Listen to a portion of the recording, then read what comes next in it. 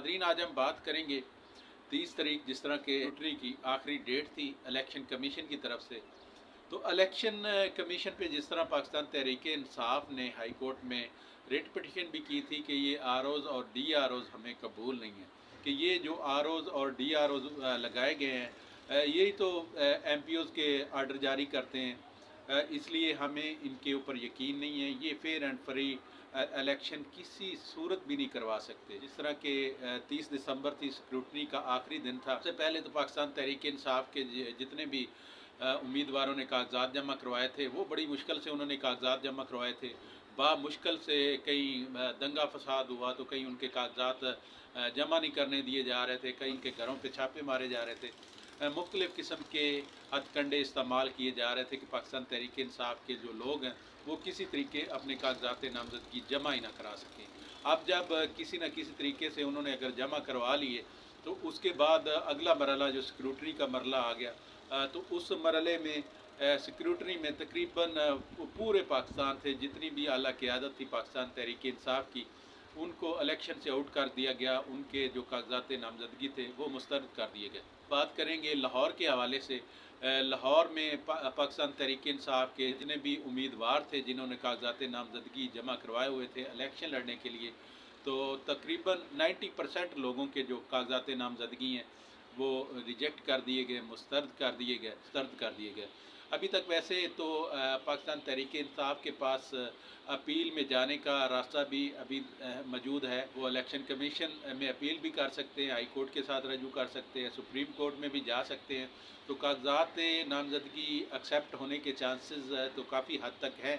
लेकिन जिस तरह से ये इलेक्शन कमीशन ने एक पूरी पार्टी को इलेक्शन से ही आउट करने का प्लान किया है, इसकी मिसाल कहीं नहीं मिलती। आज तक इस तरह का इलेक्शन ना कभी किसी ने देखा था, ना कभी किसी ने सुना था।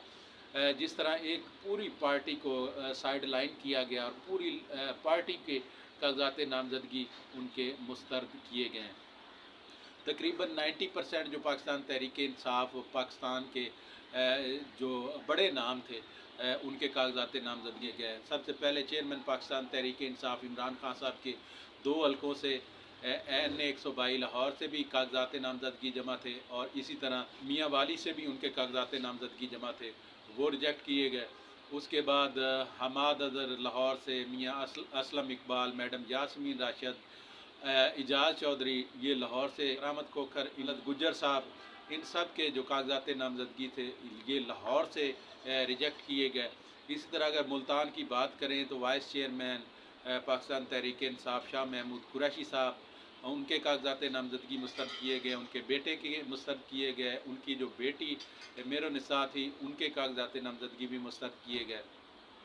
शेख रशीद साहब जो पिंडी से इलेक्शन लड़ते हैं, शेख रशीद साहब भतीजे राशिद शफीक के कागजात नामजदगी वो भी मुस्तरद कर दिए गए। इस तरह अगर बात करें चौधरी बरदरान की तो चौधरी परवेज़ इलाई के कागजात नामजदगी मुस्तरद किए गए, सिलाई साहब के कागजात नामजदगी मुस्तरद किए गए। चौधरी परवेज़ इलाई की जो मिसेज हैं उनके कागजात नामजदगी भी मुस्तरद किए गए। इस तरह अली मोहम्मद ख़ान साहब उनके कागजात नामजदगी मुस्तरद कर दिए गए।